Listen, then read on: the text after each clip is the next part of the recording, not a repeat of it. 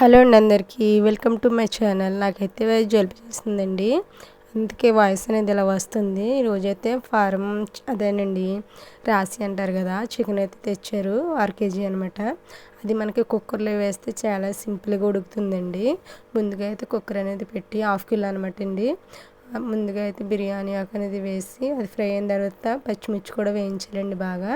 అది వేయించిన తర్వాత అందులోనే కొంచెం అల్లం వెల్లుల్లి పేస్ట్ కూడా వేసి ఉల్లిపాయలు అల్లం వెల్లుల్లి పేస్ట్ అదేనండి మనకి అందంగా స్మెల్ అనేది వస్తుంది కదా, అది అంతా పోయేదాకా ఉంచి ఉల్లిపాయలు అలాగే అందులోనే కొంచెం సాల్ట్ పసుపు కూడా వేసి బాగా ఫ్రై అనివ్వాలండి.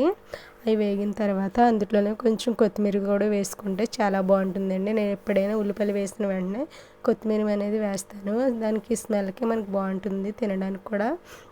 అంతేనండి, బాగా ఫ్రై అయిన తర్వాత అందులో ఒక టమాటో అయితే నేను వేసానండి గ్రేవీ కోసం.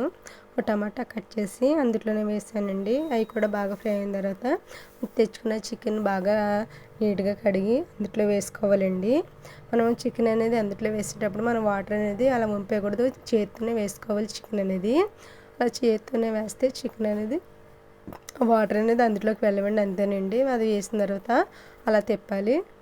అలా తిప్పితే చికెన్లో నుంచి వాటర్ అనేది వస్తుందండి. మనం మూత వేసి ఒక 5 minutes అలా ఉంచితే అదిగో చూసారు అలా వస్తుంది వాటర్ అనేది. వచ్చిన తర్వాత మనం కారం అయితే వేయాలి. కారం వేయకూడదండి, మనం చికెన్ వేసిన వెంటనే కారం వేస్తే అడుగు పెట్టేస్తుంది.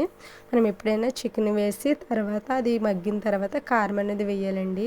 మా చిన్న బాబు కోసం అయితే 2 లెగ్ పీసులు అయితే తెచ్చారండి. అది మొత్తం చికెన్ అంతా మొత్తం బాయిల్ అయిన తర్వాత లెగ్ పీసులు వేసి అందులోనే ఒక 6 లీటర్ అయితే వాటర్ వేసానండి. అలా వేసేసి ఒక 4 విజిల్స్ అయితే రానిస్తానండి. ఎందుకంటే మన చికెన్ అనేది మెత్తగా ఉంటేనే బాగుంటుంది కదా, మనకి డైజెషన్ కూడా బాగా అవుతుంది. అంతేనండి, మనం 2 విజిల్స్ అనేది వచ్చిన తర్వాత వాటర్ ఇంకా ఉన్నాయి అందులో కొంచెం ఎగరనిచ్చేస్తే సరిపోతుంది. అందులోనే మన ఇంట్లో ఆడుకున్న ధనియాల పేస్ట్ అనేది వేసుకుంటే, నేనైతే మసాలాలు ఎక్కువైతే యూజ్ చేయమండి. ఈ రోజులను బట్టి మనం మసాలాలు తినకుండా అల్లం వెల్లుల్లి పేస్ట్ అలాగే ఇంట్లోనే మనం ఆడుకుంటూ చూపిస్తానండి. ముక్క చూస్తారే ఎంత స్మూత్గా అయితే అయిపోయిందో, వేడివేడిగా ఉండి పెట్టుకోలేకపోయారు. అదిగోండి ఇలా అంటే మొత్తం అంతా వచ్చేస్తుంది. అయిపోయిన తర్వాత నేను కుక్కర్లో నుంచి వేరే గిన్నెలోకి అయితే వేసేసి అందులోనే ధనియాల పౌడర్ అనేది వేసానండి. కొంచెం పులుసుగా దించాను అనమాట.